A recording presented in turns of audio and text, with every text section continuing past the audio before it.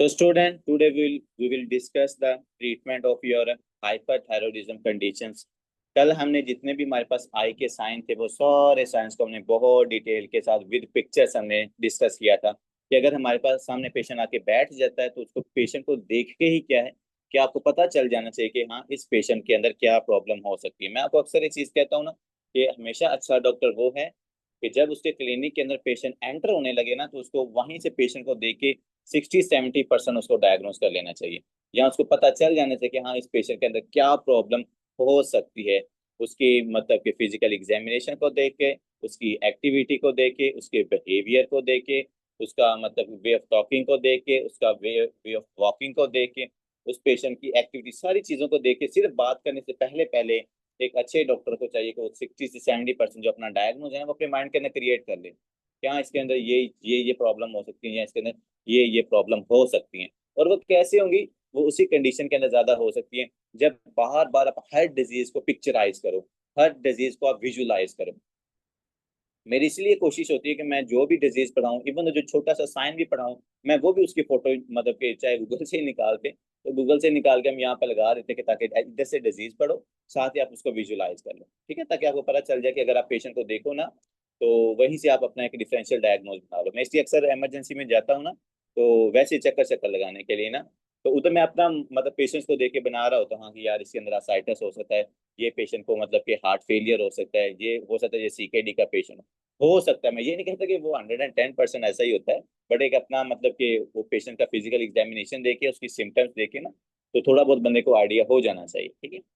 तो इसीलिए आपने हमेशा जब भी कोई डिजीज पढ़नी तो आपने उसको जरूर विजुलाइज करना है।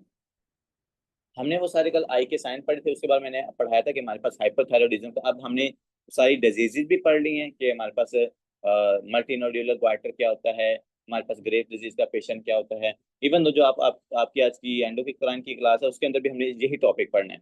ग्रेव डिजीज कैसे डेवलप होती है, उसमें टॉक्सिक मल्टी नोड्यूलर ग्वाइटर पढ़ना है, फिर उसके अंदर चैडो वुल्फ चेक ऑफ इफेक्ट भी हमने पढ़ना है। तो वो मतलब बेसिक का भी सेम ही टॉपिक है। तो आज जो हमने डिटेल के अंदर डिस्कस करनी है ना, जो आपकी सर्जरी की सबसे मतलब कि खूबसूरती वाला टॉपिक है, वो आज है आपका कि मैंने पेशेंट को स्टेप बाय स्टेप ट्रीटमेंट कैसे करना है। क्योंकि मेडिसिन के अंदर हम क्या पढ़ते हैं जी, पेशेंट आया उसको एंटी थायराइड ड्रग दे दो, पेशेंट आया जी अगर मेडिसिन से उसको आराम नहीं आ रहा तो उसको हम सर्जरी की तरफ ले जाते हैं। लेकिन सर्जरी आपको बताएगी कि हाँ भाई मेडिसिन के ऊपर डालना है, कितनी डोजेज डालनी है, कितने दिन तक, कितने दिन के ऊपर डालनी है, बीडी में ड्रग जाएगी या टीडी में ड्रग जाएगी, कितने एमजी ड्रग जाएगी, इंशाल्लाह वो सारी बातें आज हम डिस्कस करेंगे। उसके बाद कौन सा पेशेंट हमारे पास सर्जरी के लिए प्रेफरेबल होगा, कौन सा पेशेंट हमारे पास radio iodine scan, radio iodine जो मतलब कि हमारे पास प्रोसीजर है थायराइड को डिस्ट्रॉय करने का, कौन सा पेशेंट उसकी तरफ जाएगा। यंग पेशेंट आएगा मैंने क्या करना है, एल्डर पेशेंट आएगा मैंने क्या करना है, अडल्ट मेरे पास आएंगे क्या करेंगे, प्रेगनेंसी के साथ फीमेल आ रही है क्या करना है, ब्रेस्ट फीडिंग के साथ आ रही है क्या करना है। मतलब कि हम हर पॉइंट को डिस्कस करेंगे कि कौन से पॉइंट के अंदर कौन सा जो ट्रीटमेंट है वो प्रेफरेबल है। क्योंकि हम ऑलरेडी क्या है, तीन जो ट्रीटमेंट मैंने आपको बता दिया कि पहला ट्रीटमेंट ये है कि हम उस पेशेंट को एंटी थायराइड ड्रग्स दे सकते हैं, कब देनी है, क्यों देनी है, कितनी देनी है, वो इंशाल्लाह भी डिस्कस करेंगे। दूसरे नंबर पर हमारे पास है रेडियो एब्लेशन थेरेपी, कि रेडियो आयोडीन हम डालते हैं उस पेशेंट को ओरली, और वो क्या करती है जाकर रेडिएशन को मतलब कि एक्सप्रेस करती हैं या रेडिएशन को इमिट करती हैं आपके थायराइड ग्लैंड के अंदर जाकर, और वहां पर फॉलिकुलर सेल्स की डिस्ट्रक्शन हो जाती है, ठीक है। आफ्टर दैट तीसरी आपके पास ऑप्शन होती है सर्जिकल इंटरवेंशन, ठीक है। उसमें आप सब टोटल थायराइडेक्टोमी भी करते हो और उसके अंदर आप टोटल थायराइडेक्टोमी भी करते हो। कब करनी है, कैसे करनी है, क्यों करनी है, किस एज के लोगों की करनी है, वो इंशाल्लाह आज हम बातें यहाँ पर डिस्कस करेंगे। सबसे पहले जो हमने ट्रीटमेंट डिटेल के अंदर चीज डिस्कस करनी है वो है आपके पास एंटी थायराइड ड्रग्स। पहली चीज क्या है, एंटी थायराइड ड्रग्स। क्योंकि हमेशा जब भी आपकी प्रेफरेंस होती है वो यही होती है कि अगर पेशेंट का ग्वाइटर छोटा है या हाइपरथायरॉयडिज्म की पेशेंट के अंदर सिम्टम्स आ रही हैं तो पहले हम उस पेशेंट को एंटी थायराइड ड्रग्स के ऊपर ही डालते हैं। अब एंटी थायराइड ड्रग्स हमारे पास कौन कौन सी हैं ये आपको सबसे पहले पता होना चाहिए। So first of all we have 2 to 3 drugs. First aid के अंदर भी सेम लिखी हुई है, आपकी फार्मा ने भी सेम ही लिखी हुई है, और आपकी इवन तो सर्जरी ने जो एक ड्रग है वो एडिशनल ऐड करी है। मेडिसिन के अंदर भी दो ही नाम हमने पढ़े थे बच्चों। पहली ड्रग कौन सी होती है, प्रोपाइल थायोयूरासिल, प्रोपाइल थायोयूरासिल, ठीक है। दूसरे नंबर पर कौन सी ड्रग हम इस्तेमाल कर सकते हैं that is anti thyroid, that is methimazole, methimazole. और जो तीसरी ड्रग है दैट इज कार्बिमाजोल, ठीक है जी, ये वो इसी क्लास की ड्रग है, कार्बिमाजोल, मैथीमाजोल एंड द कार्बिमाजोल। और आप सबको इनके साइड इफेक्ट्स कह रहा हूँ, मैकेनिज्म ऑफ एक्शन आपको इनका सेम ही है। मतलब देखिए, जो आपके थायराइड ग्लैंड के अंदर हमने पढ़ा था ना, आयोडीनेशन है, उसके बाद ऑर्गेनिफिकेशन, कपलिंग, वो जो हमने स्टेप्स पढ़े थे, और उन स्टेप्स को कौन चला रहा था? आपका थायराइड पर ऑक्सीडेज एंजाइम। तो ये वाली जो ड्रग्स होती है ना आपकी पीटीयू, मेथिमाजोल, कार्बिमाजोल, ये आपके उसी थायराइड पर ऑक्सीडेज एंजाइम को इनहिबिट करती हैं, और जो T3 और T4 की फॉर्मेशन होती है ना उसको डिक्रीज कर देती है, ठीक है। तो ये तीन ड्रग्स आपने यहाँ पर याद रखनी है। अब ये जो हमारे पास एंटी थायराइड ड्रग्स हैं, इनके क्या हमारे पास एडवांटेजेस हो सकते हैं और क्या क्या डिसएडवांटेज होते हैं। हर ट्रीटमेंट का हमने ये चीज देखनी है कि हाँ भाई, इसका मुझे फायदा क्या है और इसका मुझे नुकसान क्या है। एडवांटेज इस चीज का आपको क्या हो सकता है और डिसएडवांटेज इससे मुझे क्या हो सकता है। एडवांटेज इसका आपको ये है कि पेशेंट को आप मेडिसिन के ऊपर डालें तो हमें सर्जरी की जरूरत नहीं करनी पड़ेगी, नो सर्जरी। ना सर्जरी उस पेशेंट की करनी पड़ रही है, ना आपको रेडियो एक्टिव आयोडीन उस पेशेंट को देनी पड़ रही है ना, जो कि रेडिएशन को जाके इमिट करता है और हमेशा के लिए आपके थायराइड ग्लैंड्स को डिस्ट्रॉय कर देता है। So no surgery, no use of the no use of radioactive iodine, radioactive iodine. ये तो हमें इसके हो गए हैं बेनिफिट्स कि भाई आपको अगर एंटी थायराइड ड्रग्स के ऊपर पेशेंट को डाल रहे हो तो हमें उस पेशेंट की सर्जरी करनी नहीं पड़ती। लेकिन डिसएडवांटेज भी तो होते हैं ना। डिसएडवांटेज क्या इसका हो सकता है? जो इसके साइड इफेक्ट्स हैं, जैसे हमने प्रेगनेंसी के अंदर पढ़ा था कि और साइड इफेक्ट्स हैं, जैसे अडल्ट के अंदर और साइड इफेक्ट्स हैं, बच्चों के अंदर इसके और साइड इफेक्ट्स हैं। पहला साइड इफेक्ट ये होता है, देखो सर्जरी का तो चले ये हुआ, हमने पेशेंट की सर्जरी की, एक दो हफ्ते के बाद पेशेंट क्या कर जाता है, रिकवर कर जाता है। तो हमें लॉन्ग टर्म सर्जरी तो नहीं ना, बार बार सर्जरी तो नहीं ना करवानी पड़ती। हाँ, कुछ कंडीशंस के अंदर आपको दोबारा भी सर्जरी करवानी पड़ जाती है जब हम पेशेंट की सब टोटल थायरोइडेक्टोमी करते हैं। लेकिन जो पेशेंट को हम मेडिसिन के ऊपर डालते हैं, ये तो आपको पता है, जाहिर बात है ये लॉन्ग प्रोसीजर होता है, हम पेशेंट को लॉन्ग टर्म के लिए जो मेडिसिन है ना उसके ऊपर डालते होते हैं। अब पहले तो डिसएडवांटेज हमें यही हो गया कि हम पेशेंट को क्या करते हैं, इसका जो ट्रीटमेंट होता है वो प्रोलॉन्ग होता है। प्रोलॉन्ग से क्या मुराद है? इट्स अराउंड 6 to 24 month, बचे 6 से 24 मंथ तक।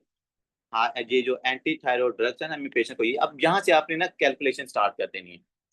यहाँ से डोजेज भी अब ऐड होना शुरू हो जाएंगी। यहाँ से पेशेंट को कितनी ड्रग, आप अक्सर पूछते हो ना कि सर ये ड्रग है तो हमने कितनी देर तक देनी चाहिए।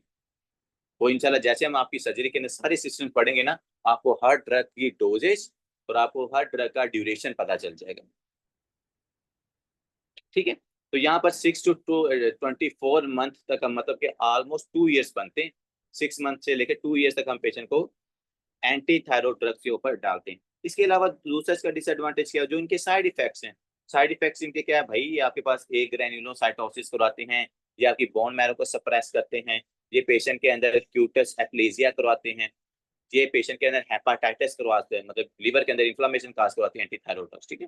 तो दूसरा जो हमें इसका डिसएडवांटेज है वो यही है कि ये आपके पास साइड इफेक्ट काज करवाती हैं। वो साइड इफेक्ट कौन कौन से हैं, चलिए आप एक दो लिख लें। पहला है ए प्लास्टिक अनीमिया। ए प्लास्टिक एनीमिया क्या मतलब है? कि ये आपके बोन मैरो से सेल्स की सिंथेसिस नहीं होने देते, ठीक है।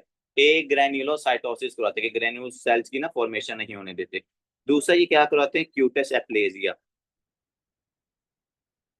क्यूटस एप्लेजिया, अगर प्रेगनेंसी के दौरान फीमेल ने ड्रग इस्तेमाल की है मेथिमाजोल, तो उसको क्यूटस एप्लेजिया हो सकता है, ठीक है। तीसरा आप हेपाटाइटिस लिख लो अगर आपने लिखना है, वैसे वो हम बेसिक के अंदर भी पढ़ेंगे।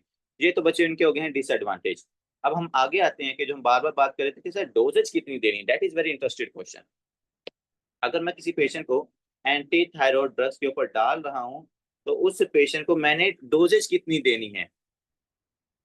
जो आप लोग अक्सर कहते हैं कि सर हमें डोजेज का नहीं पता होता, हमें याद नहीं होती। हमने कौन सी पहले सर्जरी पढ़ी होती है कि जो हमें डोजेज पता हो, ठीक है। तो इंशाल्लाह हम यहाँ पर कोशिश करेंगे, अगर कहीं आपकी बुक्स में ना भी लिखी हुई डोजेज तो मैं खुद वहाँ पर ना ऐड कर दूंगा, क्योंकि मेरे पास डिफरेंट चार्ट्स हैं डोजेज के, जो यहाँ पर हाउस ऑफिसर को ना दिए जाते हैं कि यही याद कर लो, ये आपके लिए इनफ है। तो अगर हमें जरूरत पड़ी हम वो भी ऐड करेंगे, बट 60 to 70% आपकी बुक के ऊपर ही डोजेज लिखे। अब आपकी हिम्मत है कि आपने कितनी याद करनी है, ठीक है। बार बार इन चीजों को काइंडली याद रखिएगा।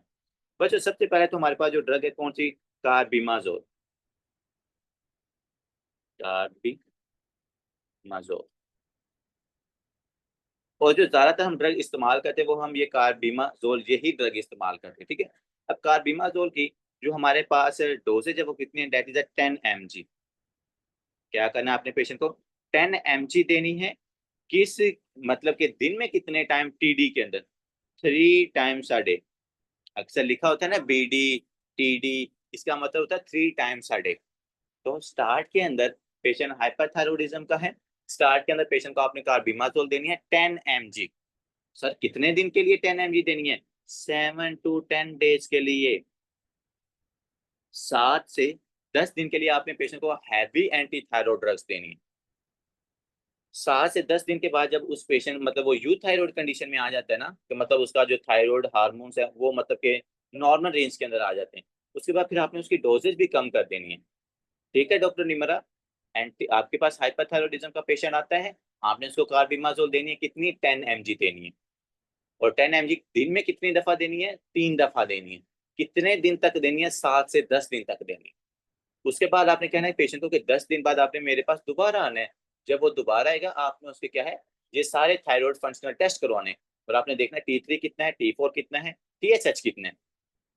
अगर उसका T3 और T4 क्या है, नॉर्मल रेंज के अंदर आ जाता है, फिर आपने उस पेशेंट की डोजेज को कम कर देना है। लेकिन अगर वो नॉर्मल रेंज में नहीं आ रहा तो आपने स्टिल 1 हफ्ते तक उसको 10 mg ड्रग के ऊपर मजीद रखना है।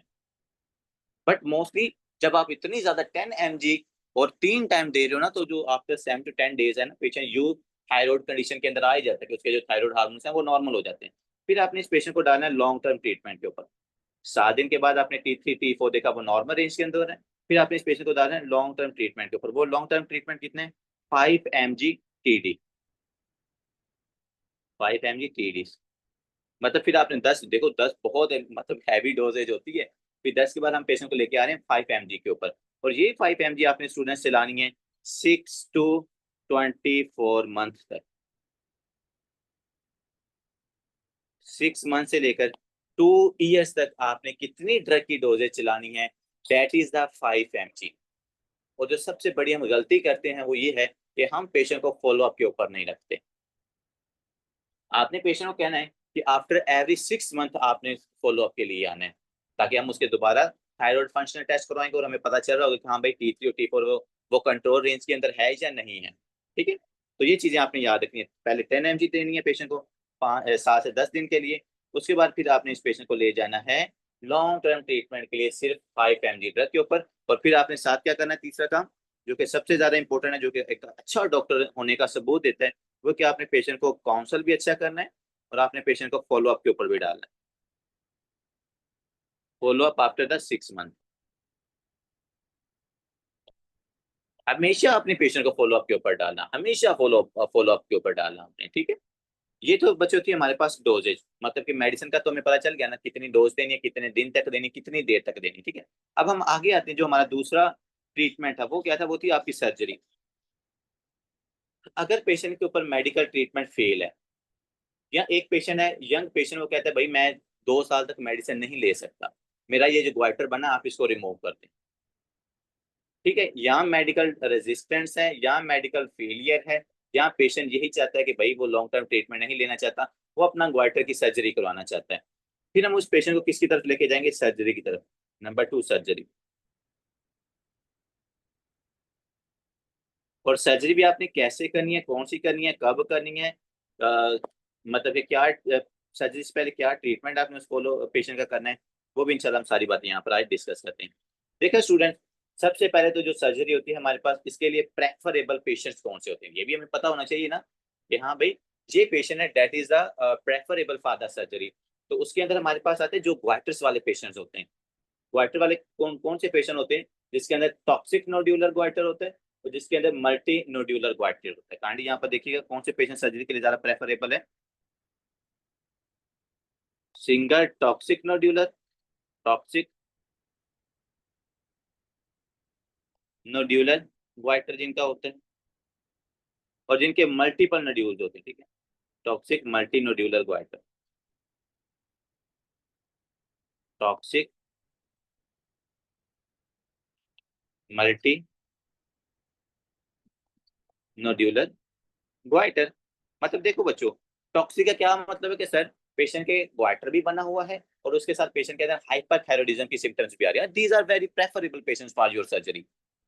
अगर सिर्फ हाइपरथायरॉयडिज्म के सिम्टम्स आ रहे पेशेंट को तो आपने एंटी थायराइड ड्रग्स के ऊपर डालना है। कौन सी डालना है वो मैंने आपको ऑलरेडी बता दिए। लेकिन अगर पेशेंट का इतना बड़ा ग्वाइटर बना हुआ और साथ हाइपरथायरॉयडिज्म की सिम्टम्स आ रही हैं, भाई आप इस पेशेंट को सर्जरी की तरफ लेके जाओ। क्या हमें इसके दो फायदे होंगे, कौन कौन से? एक तो पेशेंट का हाइपरथायरॉयडिज्म वाला मसला हल हो जाएगा और दूसरा ये कि उसका ग्वाइटर वाला भी मसला हल हो जाएगा। ठीक है, इसलिए हम इन पेशेंट्स को सर्जरी के लिए प्रेफर करते हैं। अब सर हमारे पास कौन कौन सी सर्जरीज होती है जो हम ज्यादातर परफॉर्म करते हैं? एक हमारे पास होती है सब टोटल थायरोइडेक्टोमी। सब टोटल, सब टोटल थायरोइडेक्टोमी। और दूसरी हमारे पास क्या, टोटल, मतलब एक जगह पर हम सिर्फ पार्ट आपके थायराइड ग्लैंड का रिमूव करते हैं, लेकिन एक तरफ हम क्या करते हैं, टोटल थायरोइडेक्टोमी करते हैं, पूरे थायराइड ग्लैंड को ही हम रिमूव कर देते हैं। ये भी आज हम इंशाल्लाह पता चलेगा कि टोटल थायरोइडेक्टोमी किन लोगों के अंदर प्रेफरेबल है और सब टोटल किन लोगों के अंदर प्रेफरेबल है। सर्जरी आ गई जी, आगे देखते हैं। मैं अभी आपको बताता हूँ कि सर्जरी आपने कैसे करनी है, कब करनी है, क्या ड्यूरेशन है, पहले पेशेंट को कौन सी ड्रग के ऊपर आपने डालना है। लेकिन पहले हम जरा अपना सीक्वेंस को फॉलो करते हुए पेशेंट के एडवांटेज को देख लेते हैं कि सर्जरी का क्या क्या फायदे हैं। Advantages and then we will discuss the what are the disadvantages of your surgery. तो स्टूडेंट्स एडवांटेज एडवांटेज तो इसका सबसे पहले यही है ना कि पेशेंट बहुत जल्दी ठीक हो जाता है। ठीक है, तो यहाँ पर एडवांटेज इसका ये, cure is rapid, cure is rapid, and जो पर्सन होता है हमारे पास वो मतलब कि 100% ठीक हो जाता है। और जो उसकी क्योर रेट है, क्योर रेट भी जो इसकी है ना वो भी हाई, मतलब ज्यादातर जो पेशेंट्स होते हैं ना वो सर्जरी के बाद ठीक हो जाते हैं। ये तो थे इसके advantage, but we have some other disadvantages as well. So what are the disadvantages? Advantages,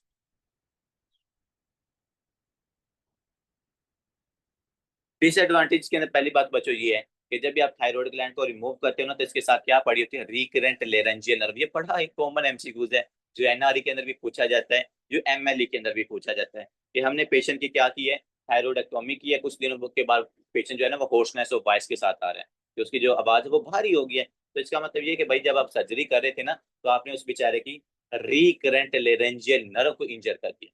because we know that, we know the course of your recurrent laryngeal nerve, इतनी बड़ी वो नर्व होती है, वो नीचे आती है आपके पास आयोटिक आर्च के पास, उसके नीचे से क्रॉस होकर फिर ऊपर जा रही है। क्योंकि और ये पूछा भी जाता है कि हाँ भाई बताओ आप डॉक्टर अरसलान आप बताएं कि जो हमारे पास रिकरेंट लेरेंजियल नर्व है उसके इंजर होने का चांस क्यों ज्यादा होते हैं? क्योंकि सर उसका जो कोर्स होता है, जो उसकी लेंथ होती है वो बहुत ज्यादा लंबी होती है, इसलिए ज्यादा वो मतलब के प्रोन होती है कि उसका इंजरी का चांस ज्यादा हो जाता है as compare to other nerves.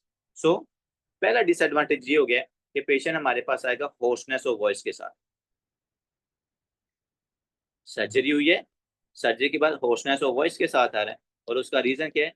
क्योंकि उस पेशेंट की जो रिकरेंट लेरेंजियल नर्व थी वो डैमेज है। रिकरेंट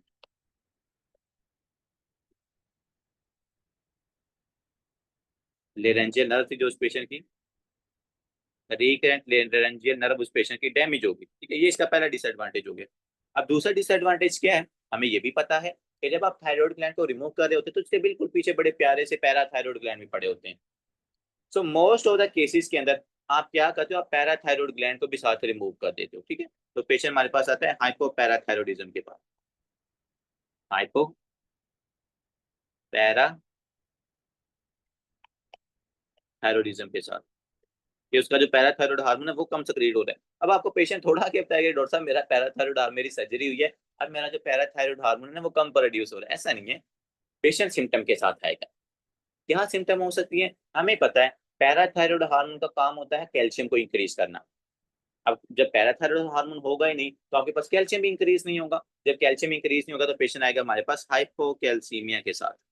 इसके साथ हाइपोकैल्सीमिया के साथ।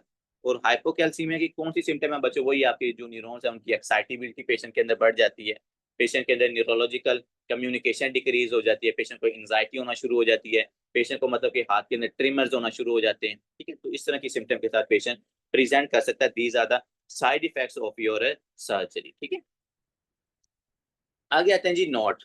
नोट का मतलब ये होता है कि हमने पेशेंट को पूरा जो प्रोटोकॉल है आपकी सर्जरी का, उस प्रोटोकॉल मैंने, अब मेरे पास एक पेशेंट है, उस पेशेंट की मैंने करनी है सर्जरी। अब सर्जरी से पहले स्टूडेंट्स एक बहुत ज्यादा इंपॉर्टेंट चीज है, अब ना पूरा एक सीक्वेंस, अब आपने ये कंसीडर करना है, आपके सामने पेशेंट आ गया, लेट्स सपोज वो पेशेंट है टॉक्सिक नोड्यूलर ग्वाइटर का। अब डॉक्टर निम्रा, आपने उस पेशेंट की क्या करनी है, सर्जरी करनी है। लेकिन ऐसे थोड़ा है कि आपने उस पेशेंट को पकड़ा, ओटी रूम में ले गए, आपने उसी टाइम उसका थायरोइडेक्टोमी कर, it's not like that. There are some protocols, there are some guidelines that you have to follow. और वो गाइडलाइंस क्या है कि सबसे पहले भाई, मैंने उस पेशेंट के जो थायराइड हार्मोन्स है ना, मैंने उनको नॉर्मल रेंज के अंदर लेके आना है। आपने अक्सर सुना होगा जी इसका ऑपरेशन डिले कर दें, क्यों जी पेशेंट हाइपरटेंसिव है, सुना होगा आप लोगों ने। जी इसका जो ऑपरेशन है ना ये डिले कर दें, क्यों जी इस पेशेंट का जो ब्लड है वो बड़ा पतला हुआ पड़ा है। इस पेशेंट का ट्रीटमेंट डिले कर दें, क्यों जी ये पेशेंट अभी एंटी कोआगुलेटिंग ड्रग्स के ऊपर है। जब वॉश आउट, मतलब वॉश आउट पीरियड हो जाएगा ना आपकी ब्लड का, मतलब जितने भी थायराइड ड्रग्स हैं या जो एंटी कोआगुलेंट ड्रग्स है वो ब्लड से निकल जाएंगे, फिर हम उस पेशेंट को मतलब ना प्रेफरेबल करते हैं कि आप इसको सर्जरी के लिए ले जाएं। हाइपरटेंशन, हाइपरटेंशन वाले पेशेंट का हम क्यों नहीं ट्रीटमेंट करते, मतलब उसको क्यों सर्जरी की तरफ नहीं लेके जाते। पेशेंट की ब्लड वेसल्स में ऑलरेडी प्रेशर ज्यादा है, आपने क्या करनी है, कटिंग करनी है, लाइगेशन करनी है ब्लड वेसल की। तो जब प्रेशर इंक्रीज होगा तो पेशेंट का बहुत ज्यादा ब्लड लॉस हो सकता है। एंटीकोआगुलेंट ड्रग्स वाले पेशेंट को भी हम सर्जरी की तरफ नहीं लेके जाते, क्योंकि ब्लड आपका बहुत पतला है, ब्लीडिंग बहुत हैवी होनी है। ये ना हो कि सर्जरी की वजह से पेशेंट बचे ना बचे, वो आपके पास ये हेमरेजिक शॉक की वजह से उसकी डेथ हो जाए। तो जो प्रोटोकॉल्स है हमारे पास वो हमने जरूर फॉलो करने। तो इसको हम यहाँ पर हाइडिंग लगाते हैं नोट, कि क्या क्या चीजें आपने नोट करनी है सर्जरी से पहले। सबसे पहली चीज जो डॉक्टर निम्रा आपने करनी है वो ये है कि आपने, पेशेंट हमारे पास कौन सा है, टॉक्सिक नोड्यूलर ग्वाइटर का है ना, मल्टीनोड्यूलर टॉक्सिक मल्टीनोड्यूलर ग्वाइटर का पेशेंट है ना, जिसमें ग्वाइटर भी बना हुआ है, जिसमें हाइपरथायरॉइडिज्म कंडीशन भी है। पहला हमारा जो डॉक्टर असलान यहाँ पर है, सबसे पहला जो आपने काम करना है वो ये है कि आपने पेशेंट को यू थायराइड कंडीशन में लेके आना है। You you thyroid condition. आप लोगों ने सुना होगा, वो कहते हैं जी पेशेंट को ना अभी मेडिसिन के ऊपर डाला हुआ है, तो 4 हफ्ते बाद इनका ट्रीटमेंट, मतलब 4 हफ्ते बाद इनकी सर्जरी होनी है।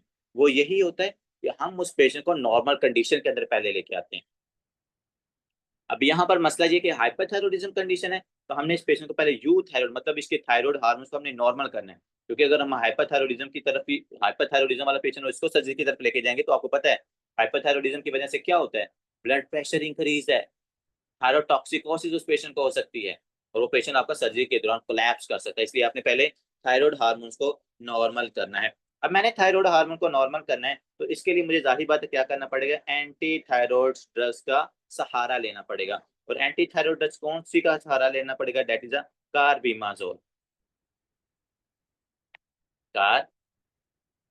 कार्बिमाजोल, कार्बिमाजोल को आपने डालना, but here is something interested for you, कैसे, ऊपर हमने एंटी थायराइड ड्रग्स जो दी थी ना हाइपरथायरॉइडिज्म वाले पेशेंट के लिए, वो हमने 10 mg दी थी। और मैं आपको ये बता रहा था कि 10 mg बहुत हैवी डोजेज होती है। यहाँ पर हमने पेशेंट को यू थायराइड कंडीशन के अंदर लेके आना है, तो इसलिए हम इस पेशेंट को पता है क्या करते हैं, 30 to 40 mg। यहाँ पर जरा देखिएगा डॉक्टर साहब, 30 to 40 mg डोजेज आपने देनी है डॉक्टर बिलाल उस पेशेंट को सर्जरी से पहले, ताकि पेशेंट क्या आ जाए, यू थायराइड कंडीशन के अंदर आ जाए। अब सर 30 to 40 mg ड्रग हमने इस पेशेंट को देनी है, कितनी देर तक देनी है।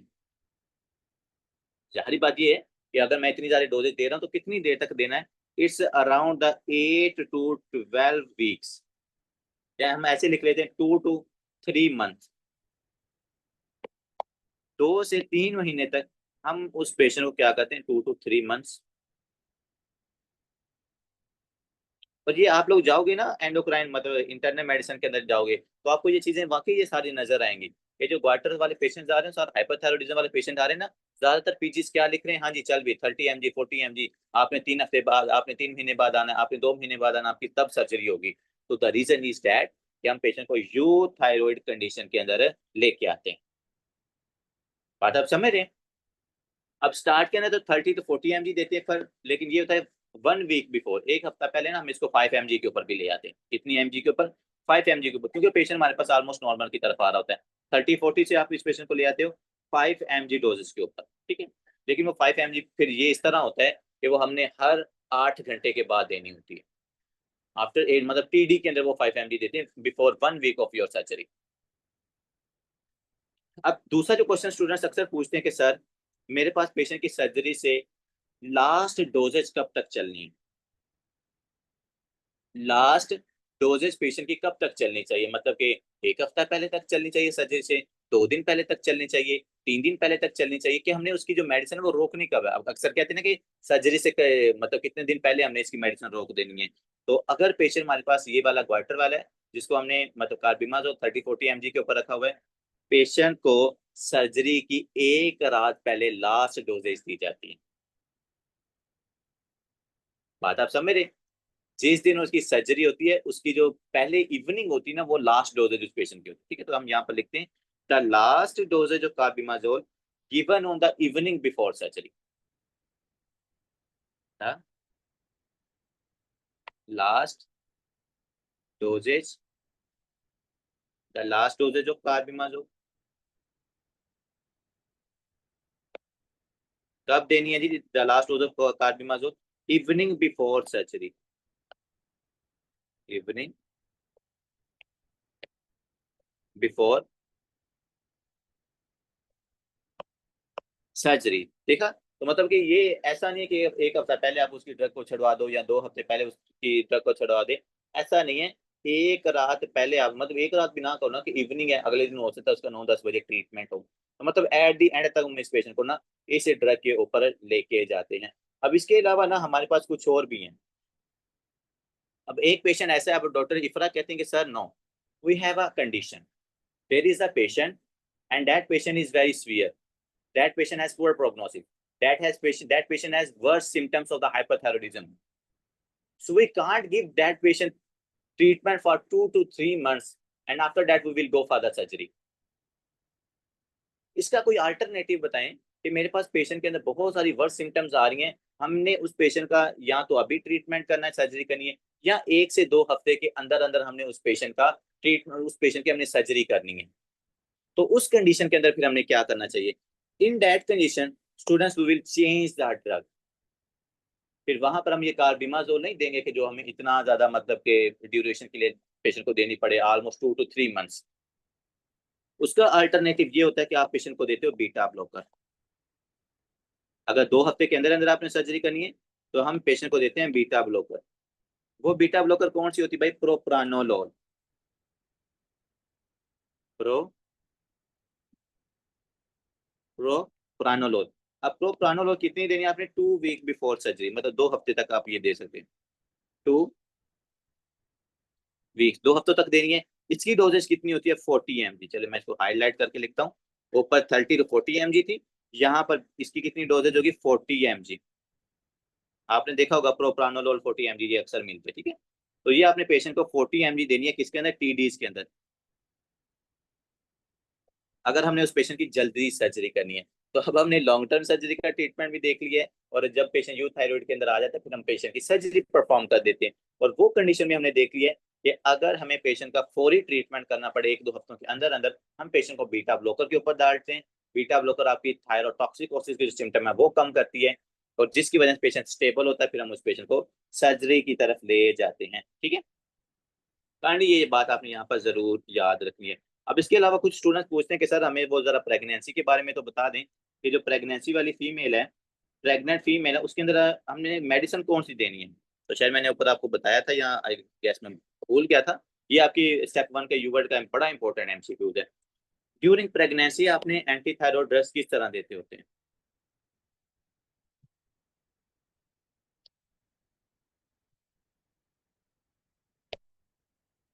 स्टूडेंट्स प्रेगनेंसी के दौरान जो फर्स्ट ट्राइमेस्टर होता है ना, फर्स्ट ट्राइमेस्टर, ये बड़ी इंपॉर्टेंट मैं आपको बात बताने लगा हूँ। फर्स्ट ट्राइमेस्टर में हम पेशेंट को देते हैं पीटीयू, प्रोपाइल थायोयूरासिल। प्रोपाइल थायोयूरासिल हम क्यों देते हैं? क्योंकि प्रोपाइल थायोयूरासिल हमारे पास ट्रियाटोजेनिक इफेक्ट इसका नहीं होता, और आपको पता है फर्स्ट ट्राइमेस्टर के अंदर क्या हो रही होती है? ऑर्गेनोजेनेसिस। बच्चे के ऑर्गन्स बन रहे होते हैं। इसलिए फर्स्ट ट्राइमेस्टर के अंदर कभी भी ट्रैटोजेनिक ड्रग्स नहीं दी जाती। तो अल्टरनेटिव हमने क्या दिया, पीटीयू, प्रोपाइल थायोयूरासिल है। ये थी फर्स्ट ट्राइमेस्टर के अंदर।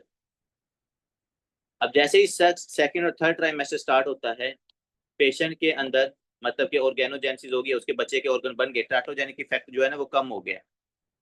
After first trimester into second और थर्ड ट्राइमेस्टर हम इस पेशेंट को डाल देते हैं दोबारा फिर किसके ऊपर, कार्बिमाजोल के ऊपर।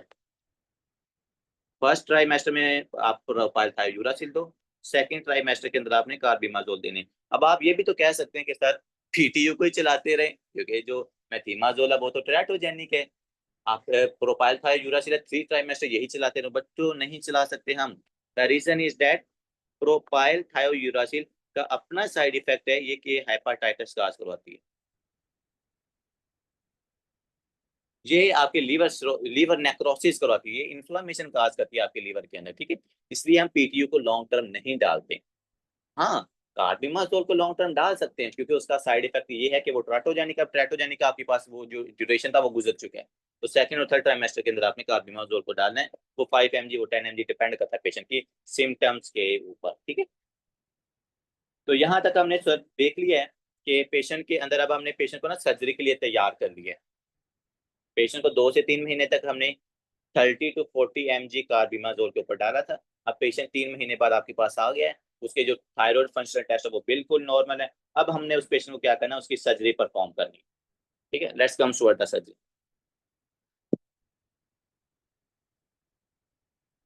यहाँ पर हमारे पास आ गया इंटरवेंशन, सर्जिकल इंटरवेंशन, चले हम इसका नाम रखें सर्जिकल इंटरवेंशन। क्या पेशेंट हमारे पास स्टेबल होके आ गए, सर्जिकल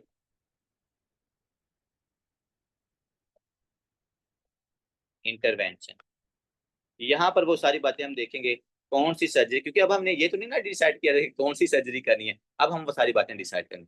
सर्जिकल इंटरवेंशंस, पेशेंट हमारा स्टेबल होके आ गया है। अब इस पेशेंट को हमने इसकी सर्जरी जरा अच्छी सी परफॉर्म करनी है।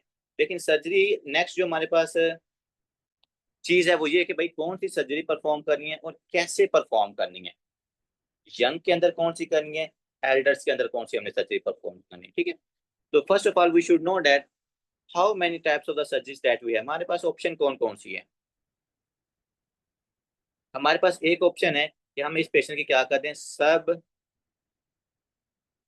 टोटल थायरोइडेक्टोमी, क्या कर दें हम इसकी सब टोटल। एक ऑप्शन ये है आपके पास, थायरोइडेक्टोमी। दूसरी हमारे पास ऑप्शन क्या है जी, टोटल थायरोइडेक्टोमी, कि हम इसका पूरा जो थायराइड ग्लैंड है ना वही रिमूव कर दें, टोटल थायराइडेक्टोमी, थायराइडेक्टोमी।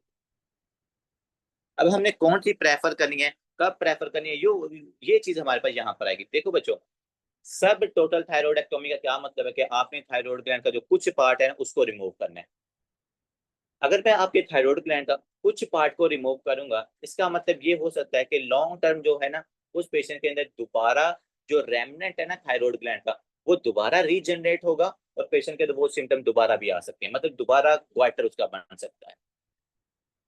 अब इसके लिए फिर हम क्या करते हैं, और दूसरी तरफ टोटल थायराइडेक्टोमी है तो मैं जो उसका पूरा थायराइड ग्लैंड है उसको रिमूव कर दूंगा। अब मुझे ये नहीं है कि इसका जो थायराइड ग्लैंड है ना वो दोबारा रीजनरेट करेगा। सो प्रेफरेंस इज दैट, अगर मेरे पास है यंग लोग, अगर आपके पास क्या है यंग पेशेंट है, यंग पेशेंट की क्या एज है जी, 25 से लेकर 45। अगर इस ड्यूरेशन के लोग हैं तो मैंने प्रेफर करना है कि मैं इसकी टोटल थायरोइडेक्टोमी करूं। The reason is that, there is the reason. देखिए यंग पेशेंट है, मैं इसकी टोटल थायरोइडेक्टोमी इसलिए कर रहा हूं क्योंकि देखो ना, पेशेंट अभी यंग है, तो 30 साल की उम्र में मैं इसकी टोटल थायरोइडेक्टोमी कर रहा हूं। अब मुझे दोबारा रिस्क नहीं है कि इसका दोबारा ग्वाइटर डेवलप हो जाएगा, या रिकरेंट इस पेशेंट के अंदर मतलब कि टॉक्सिक नोड्यूलर ग्वाइटर डेवलप हो जाएगा। एक दफा रिमूव कर दिया पेशेंट हमारे पास चले काफी देर तक, 35-40 साल तक क्या है वो सर्वाइव कर सकता है, उसको थायराइड की प्रॉब्लम्स नहीं आएंगी। क्योंकि जो अगर मैंने सब टोटल थायरोइडेक्टोमी की ना तो 10 से 15 साल बाद दोबारा मतलब कि जो आपके पास ग्वाइटर है ना वो बन सकता है। हम यंग के अंदर ये नहीं ना चाहते कि रिकरेंट इस पेशेंट के अंदर ग्वाइटर फॉर्मेशन हो। इसलिए यंग पेशेंट हमारे पास प्रेफरेंस होती है कि हम उसके अंदर टोटल थायरोइडेक्टोमी करें। सर्जरी कौन कौन सी होनी चाहिए, मतलब कि कौन कौन सी डिजीज होनी चाहिए, एक इसके अंदर टॉक्सिक वाले दोनों, टॉक्सिक एडिनोमा हो जाए या पेशेंट के अंदर टॉक्सिक मल्टीनोड्यूलर या टॉक्सिक नोड्यूलर ग्वाइट हो जाए। ये दोनों प्रेफरेंस होती है कि हम पेशेंट के अंदर थायरोइडेक्टोमी परफॉर्म करते हैं। बात है दूसरी तरफ, टोटल थायरोइडेक्टोमी सर किन पेशेंट्स के अंदर हमने परफॉर्म करनी, एल्डर्स के अंदर ज्यादा प्रेफरेंस आपने करनी कि एल्डर्स पेशेंट्स के अंदर हम क्या करें, जिनकी एज 50 साल से ज्यादा है उनके अंदर हम सब टोटल थायरोइडेक्टोमी परफॉर्म करें। अब सब टोटल थायरोइडेक्टोमी परफॉर्म करने का एल्डर्स के अंदर हमें क्या फायदा है, क्योंकि मैंने आपको बताया है कि इसको लगते हैं 10 से 15 साल, it will take 10 to 15 years कि आपका जो बट वो भी जरूरी नहीं कि हर पेशेंट के अंदर ही डेवलप हो। आप समझ रहे, कुछ पेशेंट के अंदर डेवलप होता है, कुछ लोगों के अंदर डेवलप नहीं होता, बट ये कि 10 से 15 साल बाद क्या है डेवलप होने का चांस होता है। तो अगर मेरे पास एक बंदा ही 65 से 70 साल का आया है, 10 से 15 साल बाद अगर जाके उसके अंदर डेवलप होगा तो that is not a more dangerous condition, क्योंकि वैसे ही जो एवरेज एज है वो 70 से 80 साल है, वैसे ही उसने किसी और मोबिलिटी की वजह से उसकी डेथ हो जानी है, तो ये रिकरेंट हो भी जाए तो इसका मसला नहीं है। लेकिन इसी पेशेंट के लिए जो ज्यादा प्रेफरेबल है वो आपकी सब टोटल थायरोइडेक्टोमी है। ठीक है, अब नेक्स्ट चीज देखिएगा, जिस पेशेंट की मैंने सब टोटल थायरोइडेक्टोमी कर दी है, अब उस पेशेंट का तो चले थायराइड ग्लैंड का कुछ पार्ट है वो क्या करता रहता है, वो थायरोक्सिन बनाता रहता है, मतलब वो T3 T4 बनाता रहता है, इसलिए उस पेशेंट को मुझे एक्सोजीनियसली क्या नहीं करना पड़ रहा, थायरोक्सिन नहीं देनी पड़ेगी। लेकिन जो आपके पेशेंट होते हैं ना टोटल थायरोइडेक्टोमी वाले, इन पेशेंट्स को आपको थायरोक्सिन देनी पड़ती है, क्योंकि आपने क्या किया है, इनका पूरा थायराइड ग्लैंड रिमूव किया है। तो इन पेशेंट्स को मुझे लॉन्ग टर्म थायरोक्सिन ड्रग्स के ऊपर डालना पड़ता है। थायरोक्सिन की कितनी डोजेज होती है आगे जाके भी हम बात करेंगे, 200 माइक्रोग्राम पर डे होती है। ठीक है, बट मैं TD PD बहुत सारी ना आगे जाके हम इसकी डोजेज लिखी हुई है, तो वहां पर हम डिस्कस करेंगे। वैसे अगर आपने लिखनी है तो यहाँ पर आप लिख भी सकते हो, आप इस पेशेंट को हम देते हैं 150 माइक्रोग्राम पर डे, जो डोजेज होती है ना इसकी रिप्लेसमेंट डोजेज, मेरे पास इसमें प्लेस नहीं थी यहाँ पर। थायरोक्सिन की डोजेज कितनी है, थायरोक्सिन आपका क्या होता है, ये T4 होता है, जिनकी सर्जरीज होती है ना, या हाइपोथायरॉइडिज्म वाले पेशेंट के अंदर हम इसको देते हैं। डोजेज इसकी कितनी है, 150 माइक्रोग्राम पर डे। एक दिन के अंदर आपने क्या करनी है, 150 माइक्रोग्राम देते हैं। और मोस्टली पता है क्या प्रेफर किया जाता है, कि सुबह आपने एक पेशेंट को ना अर्ली मॉर्निंग ये वाली डोजेज देनी है। मैं एक पेशेंट को जानता हूँ, फीमेल है, यंग ही है, मेरे ख्याल में 20-21 साल के हैं, और वो थायरोक्सिन ना ये वाली डोजेस लेती हैं। और इसके अलावा काफी सारी और भी फीमेल्स हैं जो ना ये थायरोक्सिन लेती हैं। मैंने आपको बताया ना कि इसका एक और रीजन भी होता है कि फीमेल इसको अब्यूज करती हैं, फीमेल इसको अब्यूज करती हैं वेट लॉस करने के लिए, लेकिन आपने ऐसा नहीं करना। अगर आप वेट लॉस की तरफ जा रहे हो तो पेशेंट के अंदर हाइपर थायरोइडिज्म की सिम्टम भी आ सकती है। ठीक है, तो ये इसकी भी डोजेज चले हमारे यहाँ पर क्लियर होगी है। अब जितनी भी मैंने आपको ड्रग बताई है सबकी मैंने ऑलमोस्ट आपको डोजेज बता दी है। कार्बिमाजोल 10 mg 5 mg कंडीशन बताई हुई है, कार्बिमाजोल 30 mg 40 mg कंडीशन बताई हुई है। हमारे पास थायरोक्सिन है 150 माइक्रोग्राम है पर डे है, ये भी हमने यहाँ पर क्लियर हो गया। प्रोप्रानोलोल है 40 mg है, वो उस पेशेंट के अंदर ना जिसको हमने 1 to 2 वीक्स बिफोर सर्जरी रखना है। यहाँ पर बच्चों अब हमारी सर्जरी भी परफॉर्म हो गया है, सब टोटल थायरोइडेक्टोमी का भी पता चल गया, टोटल थायरोइडेक्टोमी का भी पता चल गया। अब ये जो पेशेंट था सर्जरी के ऊपर जिसको हमने रखा हुआ था लिस्ट के अंदर था, अब उसकी अगर यंग है तो हमने सब टोटल कर देनी है, एल्डर है तो सब टोटल कर देनी है। ठीक है, अब नेक्स्ट जो हमारे पास ट्रीटमेंट, पहले हमने क्या किया था, एंटी थायराइड ड्रग्स पढ़ी थी, दूसरे नंबर हमने सर्जरी के सारे प्रोटोकॉल्स पढ़े। अब तीसरी जो हमारी प्रेफरेंस होती है students, that is your radio active iodine, ये जिसको हम कहते हैं radio active iodine ablation therapy. Radio active, इस पेशेंट के अंदर हम पता क्या करते हैं, इस पेशेंट में हम रेडियो एक्टिव आयोडीन देते हैं उस पेशेंट को, मतलब आयोडीन हम ओरली देते हैं, वो थायराइड ग्लैंड के अंदर जाती है और उसके सारे फॉलिकल्स को डिस्ट्रॉय कर देती है। Radio active iodine iodine ablation therapy, ablation therapy, इसका भी हम सारा पढ़ते हैं कि क्या इसका मतलब कि प्रोटोकॉल है, कब हम ये वाला ट्रीटमेंट करेंगे, कब हम ये वाला ट्रीटमेंट नहीं करेंगे।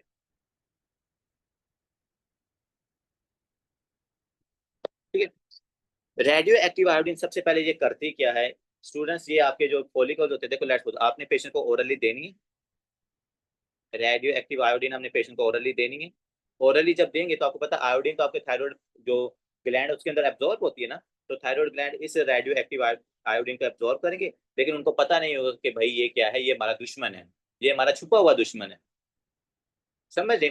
तो ओरली आपने दिया, ये रेडियो थायराइड ग्लैंड ने इसको एब्जॉर्ब किया। एब्जॉर्ब करने के बाद ये जो रेडियो एक्टिव आयोडीन है ये फॉलिकल्स के अंदर जाकर ये रेडिएशंस को इमिट करते हैं। जब ये फॉलिकुलर सेल्स के अंदर जाकर रेडिएशंस को इमिट करते हैं तो फॉलिकुलर सेल्स की क्या हो जाती है, डिस्ट्रक्शन। Emit the radiations. जब ये रेडिएशंस को इमिट करते हैं तो आपके जो फॉलिकुलर सेल्स है ये उनकी डिस्ट्रक्शन हो जाती है। आपकी जो थायराइड ग्लैंड का साइज है वो आहिस्ता आहिस्ता कम होना शुरू हो जाता है। ठीक है, ये क्वेश्चन आई गैस आया हुआ है एनआरई के अंदर, ये कहाँ पर आया हुआ है कि अब ये जो मेरे पास रेडियो एक्टिव आयोडीन है ये कौन सी रेस को इमिट करती है, तो आपने याद रखना बीटा और गैमा रेस को इमिट करती है। Beta rays and the gamma rays, ये दो टाइप की जो रेज हैं ये इसको इमिट करती है। ठीक है, वो जाके उसको क्या कर देते हैं, डिस्ट्रॉय। अब हम इसके फायदे क्या हैं जो हम हर जगह पर डिस्कस करते आ रहे हैं कि जो भी चीज फायदेमंद है उसका एडवांटेज भी हमें पता होना चाहिए और उसका हमें डिसएडवांटेज भी पता होना चाहिए। हमारे पास ना एथिक्स के अंदर हम एक असूल पढ़ेंगे कि किसी भी पेशेंट के अंदर हमने मतलब कि उसकी प्रेफरेंस को देखना होता है, हमने बेनिफिट्स वर्सेस साइड इफेक्ट्स देखने होते हैं। जब भी आप डिसाइड करते हो ना, हम ये दो चीजें डिसाइड करते हैं, benefits versus the side effects. अगर आपको बेनिफिट्स ज्यादा हैं, साइड इफेक्ट्स चले हो रहे हैं लेकिन वो कम है, आप पेशेंट को वो ड्रग दे देते हो, आप उसकी सर्जरी कर देते हो। लेकिन अगर साइड इफेक्ट्स ज्यादा हैं, बेनिफिट्स कम है, ना वो हम ड्रग देते हैं ना वो हम सर्जरी परफॉर्म करते हैं, because now you are not following the patient center care guidelines. हमेशा आपने देखना है कि मुझे इसके ज्यादा ही फायदे हैं, हाँ नुकसान इसके हैं लेकिन फायदे इसके ज्यादा हैं, फिर हम उस चीज को प्रेफर कर देते हैं। एडवांटेज इसका क्या है जी, ना कोई सर्जरी, ना कोई आपको लॉन्ग ट्रीटमेंट के ऊपर डालना होता है। आपने अक्सर देखा होगा ना दीवारों पे लगा लिखा होता है ना टीका ना टांका। और ये अभी आ रहा है ना आजकल, ये रेडियो थेरेपीज बहुत चल रही हैं, एस्थेटिक का आजकल बहुत ज्यादा काम हो रहा है। तो वो कह रहे हैं कि जी खूबसूरती ना, खूबसूरत हो जाए बगैर टीके और टांके के। ठीक है, और इसके अलावा जो मतलब ये लेजर होती है ना आइस की, उन्होंने भी लिखा होता है ऊपर, बड़ा सारा ऑपरेशन, बड़ा सारा बोर्ड के ऊपर लिखा होता है ना टीका ना टांका। तो वो ये वाली हमारे पास वही बात आ गई है कि ना हमें पेशेंट की सर्जरी करनी पड़ेगी, ना हम उस पेशेंट को लॉन्ग टर्म ट्रीटमेंट के ऊपर डालना पड़ता है। जो जो जिन लोगों के अंदर हमने रेडियो एक्टिव आयोडीन है एब्लेशन थेरेपी करनी थी। ठीक है, सो नो सर्जरी, नो टीका, नो टांका, no surgery, no prolong treatment. ये भी नहीं है कि भाई लॉन्ग ट्रीटमेंट के ऊपर डाल दो को 2 सालों तक, सिर्फ एक ही तरफ हम इसकी क्या कर देते हैं, अब्लेशन थेरेपी कर देते हैं। ठीक है, नो प्रोलॉन्ग ड्रग ट्रीटमेंट। अब ऐसा ऐसा हमें जो चीजें हैं वो ज्यादा क्लियरफाई हो रही है। अच्छा मेरे पास ये भी ऑप्शन है जी, अच्छा ये पेशेंट है तो हम ये भी इसकी तरफ दे सकते हैं, बट ये कि बेनिफिट्स वर्सेस साइड इफेक्ट्स को आपने देखना होता है। तो एडवांटेज तो हमें चले इसके पता चल गए, लेकिन इसका डिसएडवांटेज भी तो होगा ना। तो यहाँ पर हम इसका लिख लेते हैं कि डिसएडवांटेज क्या है इसका।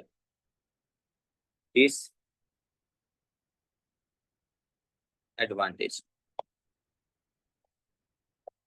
डिसएडवांटेज स्टूडेंट ये है क्योंकि आप उसके सारे फॉलिकल सेल्स को डिस्ट्रॉय कर रहे हो, पेशेंट को क्या हो जानी है, हाइपोथायरॉयडिज्म हो जानी। सबसे बड़ा इसका साइड इफेक्ट है हाइपोथायरॉयडिज्म हो जानी। ये हो गया हमें इसका साइड इफेक्ट किस चीज का, radio active iodine oblation therapy. अब ये दूसरे नंबर पर आते हैं कि कुछ ना इसकी कॉन्ट्राइंडिकेशन। अब ये देखो आपको पता है रेडिएशन, हम ये थोड़ा कि हर बंदे को हम रेडिएशन के ऊपर डाल देते हैं। रेडिएशन के ऊपर जब भी पेशेंट को डाला जाता है भाई बहुत सारी प्रेफरेंसेस को देखा जाता है। बच्चों के अंदर नहीं डाला जाता ये ट्रीटमेंट, प्रेग्नेंट फीमेल्स के अंदर नहीं डाला जाता, ब्रेस्ट फीडिंग वाली फीमेल्स के अंदर नहीं डाला जाता। ठीक है, तो इसलिए हमें इसकी जो मतलब कि कॉन्ट्रा इंडिकेशन है वो भी पता होना चाहिए, क्योंकि यहाँ से अभी तक तो हमें यही पता लग रहा है कि ओ यार ना सर्जरी करनी पड़ रही है ना लॉन्ग टर्म ट्रीटमेंट, चलो जी इसकी रेडियो एक्टिव आयोडीन मतलब रेडियो एक्टिव एब्लेशन थेरेपी इसकी करते हैं। बट नहीं, रुके जरा, there are some complications, there are some contraindications as well. Contraindications. Contraindication students क्या है कि जहां पर आपने बिल्कुल भी ये वाला जो ट्रीटमेंट है वो नहीं देना। उसमें सबसे पहले आपको पता है कि रेडिएशन का एक्सपोजर हम किन के साथ नहीं करते, प्रेग्नेंट फीमेल के साथ नहीं करते। प्रेगनेंसी के दौरान रेडियो एक्टिव एब्लेशन थेरेपी आपने नहीं करनी या रेडियो एक्टिव आयोडीन नहीं देनी। दूसरे नंबर, अगर फीमेल ब्रेस्ट फीडिंग के ऊपर है तो आपने नहीं देनी। ब्रेस्ट फीडिंग फीमेल के अंदर भी radio active iodine ablation therapy आपने नहीं करनी। इसके अलावा जो हमारे पास पेशेंट्स होते हैं ना, यंग मतलब बच्चे जो होते हैं, यंग पेशेंट्स, अब ये जो प्रेग्नेंट फीमेल है, जो ब्रेस्ट फीडिंग, यहाँ पर तो एब्सोल्यूट कॉन्ट्राइंडिकेशन है। लेकिन जो यंग पेशेंट है, मतलब कि जो आपके चिल्ड्रंस हैं, ज्यादातर चिल्ड्रंस के अंदर भी हम अवॉइड करते हैं, तो उनके अंदर हम radio active iodine ablation therapy ना ही करें, क्योंकि अभी उनके मेच्योर मतलब ऑर्गन्स मेच्योर नहीं होते, या रेडिएशन का एक्सपोजर हो गया तो कोई और है, म्यूटेशन ना हो जाए, पेशेंट ट्यूमर की तरफ ना जाना शुरू कर दे। तो these are the contraindication that we have to know, that if the patient is a pregnant, breastfeed and the young children, we should not give the radioactive ablation therapy to that patient। बात आप समझ लें। तो ये सारी चीजें आपने क्या रखनी है स्टूडेंट, यहाँ पर याद रखनी है। हमारे पास क्या था पहले, एंटी थायराइड ड्रग थी, वो भी हमारे पास हो गए। उसके बाद उसके हमने पेशेंट को डाला था सर्जरी के ऊपर, सर्जरी की इंडिकेशन, कॉन्ट्रा इंडिकेशन, कौन सी सर्जरी कब करनी है वो भी हमने डन कर लिया है। उसके बाद पेशेंट का क्या था कि रेडियो एक्टिव अब्लेशन जो थेरेपी थी, ये भी हमारे पास यहाँ पर हो गया। ठीक है जी। तो यहाँ पर आपका जो ट्रीटमेंट है, वो ट्रीटमेंट यहाँ पर आपका वाइंड अप होता है। बाकी इंशाल्लाह हम कल कंटिन्यू करेंगे। If you have any question you can ask.